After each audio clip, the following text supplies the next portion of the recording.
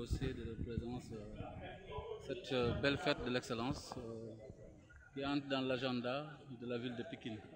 Nous avons organisé aujourd'hui la 3e édition de la journée de l'excellence de la ville de Pékin avec l'accompagnement de l'inspection d'académie, du 3IAF, mais aussi de la direction des affaires sociales, sanitaires et éducatives de la ville de Pékin. Nous le faisons, la voix, oui, nous le faisons comme à l'accoutumée, nous organisons chaque année la journée de l'excellence. Donc nous en sommes à la 3e édition. Nous organisons cette journée pour d'abord primer l'excellence dans notre département, pour nos apprenants, mais aussi l'excellence pour les écoles du département de Pékin, l'excellence aussi pour les enseignants du département de Pékin. Tout cela, nous le faisons tout simplement pour essayer de créer une émulation au niveau des enseignants, une émulation au niveau des apprenants, pour essayer de tirer l'inspection d'académie et de l'accompagner pour que ce soit une inspection d'académie d'excellence, toujours dans les meilleures performances du Sénégal. Nous sommes déjà une inspection d'académie qui a de très bons résultats et nous pensons que cet accompagnement-là est nécessaire et indispensable pour continuer à conserver ces mêmes résultats sur le plan national. C'est ce que nous voulons. Nous voulons aussi donner un enseignement de qualité à nos enfants, à nos neveux, à l'ensemble des apprenants, que ce soit dans le système de l'éducation publique ou alors du système de l'éducation privée.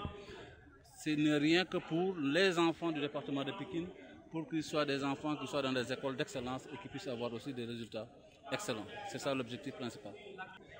Oui, en fait, je pense que je ne pourrais pas être certain de vous donner le chiffre exact sur le nombre d'élèves qui ont été primés. Je sais qu'au total, globalement, nous avons à peu près 500 élèves qui ont été primés aujourd'hui. Que ce soit ceux qui ont eu la mention très bien au baccalauréat, la mention bien ou la mention à bien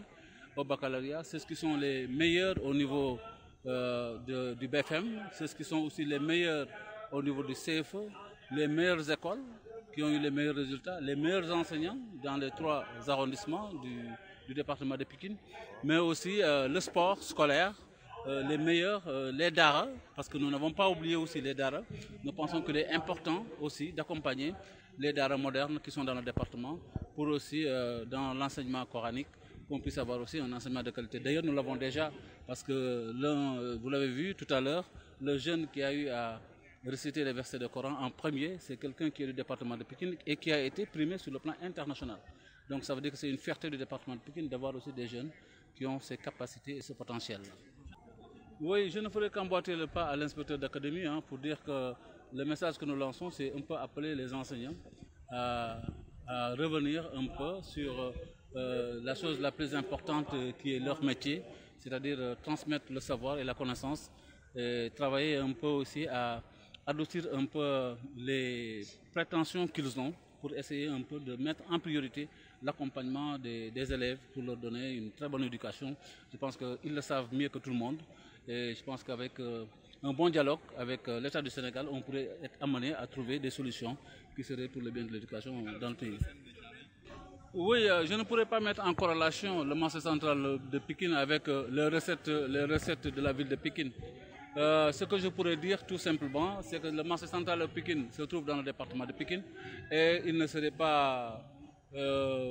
mal qu'on puisse avoir aussi la gestion de ce marché central-là entre les mains des élus du département de Pékin. C'est quelque chose qui a été décidé, je pense, avec l'ancien pouvoir. Nous allons pouvoir discuter avec les autorités actuellement pour voir s'il est possible de ramener le marché central dans la gestion de la ville de Pékin, comme ça a été le cas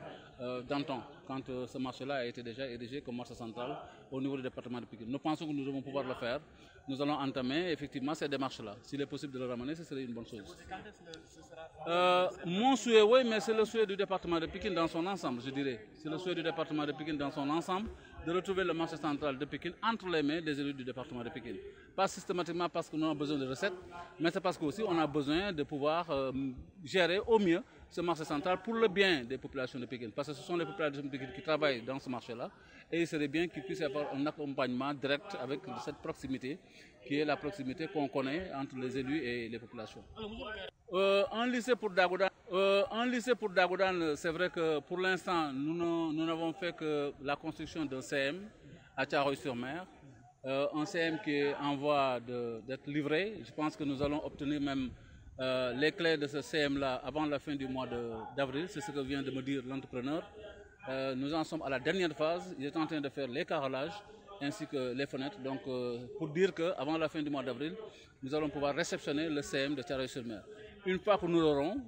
et après l'avoir mis dans la carte scolaire du département de Pikine, certainement nous allons pouvoir réfléchir avec les budgets à venir s'il y a des possibilités d'accompagnement au niveau du ministère et en relation avec la mairie de la ville pour avoir l'espace nécessaire d'abord, parce que le problème il est d'abord un problème foncier.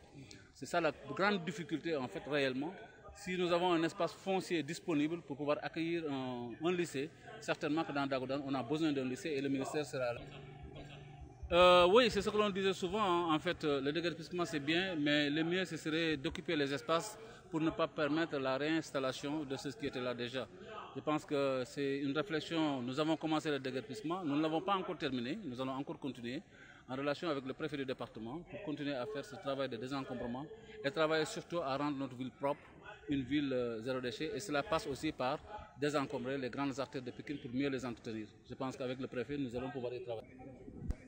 waaw jërë ngeen jëf d'abord damay njëkk di gërëm di sant ñi nga xamante ne ñëpp ñëw nañu tey jii ñëw wuyu suñu ci fête bi nga xamante ne dañ ko tàmm di def at mu nekk bii mooy ñetteelu at boo xam ne ñu ngi koy def di bégal xale yi nga xamante ne ñoom ñooy ñi gën a ràññeeku ci biir njàng mi ci biir département de Pikine waaye du ñu yem ci xale yi rek dañuy bégal aussi ñi leen di jàngal ñi nga xam ne ñoo ci gën a xarañ ñu jëm leen a aussi jàppale am loo xam ne dañ leen koy teg comme ndàmpaay si je puis dire. Mais aussi bégal école yi nga xam ne ñoo ëpp résultat ñoo gën a baax résultat donc yemuñu ci ñoom même sëriñ daara yi ak daara yi dañ leen di aussi jàppale ci loolu pour dire que ñëpp daal la ñuy jéem a fexe ñëpp ñu nekk ci biir éducation bi dañu bëgg ñoom ñëpp ñu yëg seen bopp ci li nga xamante ne ville de Pikine mu ngi koy def jëmale ko nag ci jàppale ndaw yi pour ñu gën a xam ne njàng rek moo am solo réew jàpp nañ ne ñun li ñuy gëm mooy réew li koy jëmale kanam mooy xam-xam te xam-xam nag balaa nga ko mën a am da nga koy sàkko fi nga koy sàkko mooy fi nga koy jàngale donc dafa baax xale yi xam ne dañoo war a uti xam-xam ba pare doog a mën a wuti leneen sàkku xam-xam dafa am solo moo tax ñu jàppati ne dañuy jéem a fexe xamal loolu gune yi di fexe di créer conditions yi nga xam ne ku gis sa morom am lu mu am te amoo ko ndaxte dafa jàng te jàngoo bu ko defee bu boobaa xëy na dina mën a def ci yow nga gën a góorgóorlu pour que ëllëg nga mën a am lu mel noonu loolu moom lañ ci jublu ànd ci nag ak inspection d'académie bi ànd ci aussi ak tout le système éducatif du département de Pikine doon ko def ren ji mu ñetteelu at bi te incha allah dañuy continuer waaw xam nga d'abord ma bëggoon yeggali aussi pour wax ne ren ji juróomi téeméeri xale lañu primé juróomi téeméeri gune yoo xam ne ñu ngi jàng ci biir département de Pikine te am ay résultats yu baax ñoom la ñu tànn ñi nga xam ne ñoom ñoo ci raw ñu jël leen ñu neexal leen donc loolu la ñuy def ren ji di ko nar a continuer aussi at bu nekk saa yu résultats yi gën a yokk aussi ñu gën a yokk suñu loxo rek je pense que loolu moom mooy li nga xam ne moom lañ ci jublu mooy am résultats yi gën a baax ci biir vraiment Sénégal bokk ci inspection d'académie yi gën a baax yi gën a xarañ ci biir Sénégal loolu lañ ci jublu bu baax a baax te ci loolu dinañ ci sax leneen li moom mooy njàngale mi c'est vrai am na ay début de perturbation waaye dañoo jàpp ne lépp loo gis waxtaan moom moo koy lal te bu nit ñi waxtaanee parce que jàngalekat yi aussi xam nañ ne ñoom xam nañu la mooy seen métier xam nañu aussi njëriñ li nga xamante ne li njàngale am na ko ci biir réew ba tax na am na loo xamante ne jarul sax ñu ci xëcc di wax ak ñoom mu amay xëccoo xiiroog naayoo jaru ko ci bu ñu toog ak ñoom waxtaan rek gëm naa ne gouvernement dina war a mën a trouver ay solution te bu soobee waaw marché central au poisson ñu ngi koy wax waa Pikine yu bëri ñu ngi koy laaj te dëgg la aussi en fait il faut dire que marché central au poisson mairie Pikine moom moo ko mosoon yore ba am jamono ci nguurug président Abdoulaye Wade ñu jëloon décision bi fi Pape Sagna Mbaye nekkee génne mairie bi fi yóbbu ko ci biir primature boobu léegi ñu ngi ciy waxtaan pour jéem a xool naka la ñuy def ba delloosiwaat ko mais jàpp nañ ne incha allahu rabbi bu ñu gisee ak autorités yi war nañoo mën a waxtaan ak ñoom ba déggoo ci parce que marché bi amal na njëriñ Pikine lool te jàpp nañ ne aussi bu delluwaatee si loxoy Pikine dina gën a mën a baax ci li nga xamante ne moom la ñuy gisagum te ñuy féliciter aussi le directeur actuel ci gestion bi nga xamante ne mu ngi koy def mais war nañ ko gën a mën a améliorer dans la gestion de la proximité ñu jàpp ne kon war nañ cee mën a waxtaanaat dinañ ci jox ay jéego nag pour seet naka la mën a def ba dellusiwaat ci biir loxoy mairie du sama bëgg-bëgg rek c'est que waa Pikine na koy wax man du sama bëgg-bëgg systématiquement parce que en fait bëgg-bëgg mairie bi jëlaat marché central bi il faut nga am fenn foo xamante ne fa nga koy teg dafay fekk nga gis loo xamante ne neexu la ci wala nga yaakaar ne war nga faa mën a am loo xamante ne tax mu yokk li nga am dañoo jàpp ne li ñuy wut su fekkente ne yokk koom la du marché central moo ñu ko mën a indil systématiquement donc loolu taxul ñuy wax sincèrement et autre chose moom mooy aussi bu fekkente ne gestion baa nga jaar yoon c'est bien mais li wérte wóor mooy marché bi dafa nekk biir Pikine waa Pikine war nañoo mën a gis marché bi waa Pikine yore ko mu nekk si loxoy waa Pikine donc ñu yore ko téye ko parce que si biir Pikine la nekk te amal na njëriñ Pikine bu baax a baax loolu rek lañ ci am comme gis-gis bu fekkente ne waxtaan nañ ci ak autorité ba ñu am bokk ci gis-gis nag bu boobaa dina am su dul loolu aussi du loo xamante ne c'est une condition sine qua non quoi. Lycée Pikine Dagoudane li ma ci mën a wax moom mooy li njëkk a nekk problème actuellement moom mooy am espace boo xam ne mën na def lycée ci biir Dagoudane loolu la ñu war a njëkk a seet dinañ ci waxtaan ak préfet ak waa cadastre ak ñëpp xool fan la ñuy gis ne war na mën a nekk lycée loolu mooy li ñuy war a njëkk a toppatoo balaa ñoo wax ba xam ci lycée bi dañ ko samp wala duñ ko samp mais nañu xool d'abord fan ma war a mën a nekk pour mën a accueillir lycée bi bu dul loolu lan la ñu mën a def avec l'inspection d'académie et le préfet pour am fenn foo xam ne dinañ fa mën a créer même bu dee dañuy améliorer lañ fa fekk pour def ko lycée loolu war na mën a nekk pour l'instant nag li nga xam ne ñun moom ci la ñu ne mooy ñu ngi tabax benn collège fële ci Thiaroye-sur-Mer te collège boobu yaakaar nañ ne fii ak fin du mois d'avril dinañu mën a jot caabi yi ba collège bi mën a bu école di ubbi déwén incha allahu rabbi dinañu mën a ubbi collège boobu mu commencé fonctionner léegi maa ngi ciy wax ak le représentant du ministre et l'inspecteur d'académie te li ñuy jàpp moom mooy l'IEF de Thiaroye va faire une correspondance pour que collège boobu ñu inscrire ko sur la carte scolaire du département parce que loolu oui bu ñu ko amee biir Dagoudane bu ñu amee suuf boo xamante ne bi am nañu ko ci biir Dagoudane war nañ ci mën a waxtaan ak ministère pour seet ñun ak ministère nan lañu mën a def ba mën a fay am lycée parce que soxla nañu ko bu baax a baax. Merci, c'est moi.